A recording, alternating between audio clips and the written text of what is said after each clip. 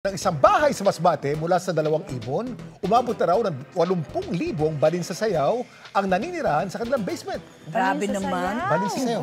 Ito yung mga ibon sa... 80,000? Pala yun. Kung ibon yan, 80,000, Kuya Kim. Baka ikaw nang mapalaya sa mismong bahay niyo, ha? Sa dami ng ibon, ano? Pero ang mga ibong yan, biyaya maituturing ng mga residente.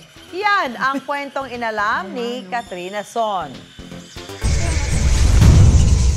Bahay na mistulang kuweba. Papasok ka ba kung ang bubungad sa'yo libo-libong itim na ibon? Sa San Pascual, Masbate, nagmistulang kuweba na ang bahay na ito ni Dina Espares, isang retired teacher. Noong 1992 po, may dumating po na 2 ibon po dyan sa basement po namin. Pagkatapos po, pinabayaan lang namin, ayaw po silang uluhin. So nagkaroon po sila ng mga pugad dyan hanggang sa dumami na po sila ng dumami. Tuwing alas 5 ng hapon, tila naging atraksyon na raw ang kanilang bahay sa mga residente at turista. Ito kasi ang oras na muling bumabalik ang mga ibon sa mga pugad na nasa kanilang basement. Punta po tayo sa ilalim po, sa tirahan po ng mga ibon. Kung makikita po ang mga pugad nila at ang pinagpupunan po namin ng laway ng balin sa sayaw. Marami po siyang may sisiw. Kaya yung natitira po dito ay mga ibon po na may sisiw lang po. Friendly naman po yung mga ibon po, hindi naman sila nangangagat. Ito po yung mga nila, mga dumi nila, mga droppings po, kaya po nito, ginagawa po itong pataba sa halaman. Dapat alam mo na bukod sa basement, pinamumugaran din ng mga balin sa sayaw ang ilang paaralan doon. Posible raw na kapareho umano ng temperatura ng kuweba ang naturang mga istruktura.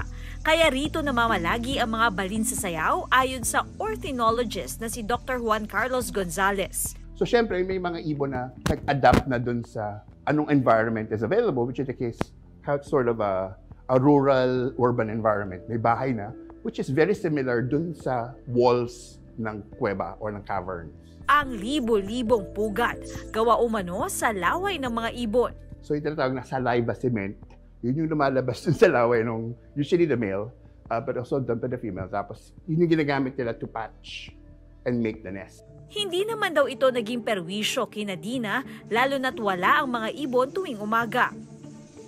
Masarap po kasi na may kasama ng mga hayop sa bahay ko, lalo ibon. Hindi naman po sila perwisyo po kasi hindi kami nagpapakain sa kanila.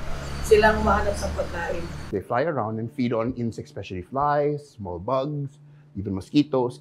Mula sa 2 ibon, umabot na raw ng 80,000 na balin sa sayaw ang naninirahan sa kanilang basement. Ang mga abandonadong pugad at tila malalaglag na sa pader, kinukuha ni Nadina para ibenta at gawing sabaw. Pagkuha po namin dito, pumipili po kami ng nest po na walang laman. Ito marami po itong laway, kaya lang hindi po pwede kasi may baby po sa ilalim. Ganyan po ang pagkuha po, ginugunting po namin, hindi po namin sinisira yung kanilang bahay.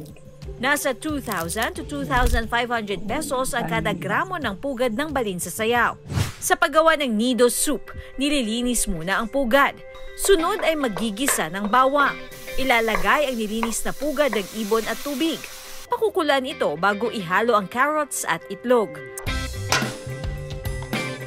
Maaari ring budburan ang nido soup ng onion leaves.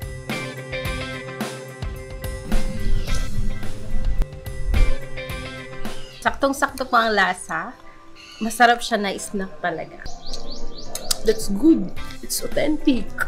Sa paghahanap ng malakwebang masisilungan, ang mga balin sa sayaw tanggap ng mga residente sa Masbate. Isang patunay na kayang mabuhay ng tao at hayop sa iisang pamayanan. Ako si Katrina Son at yan ang kwentong dapat alam mo.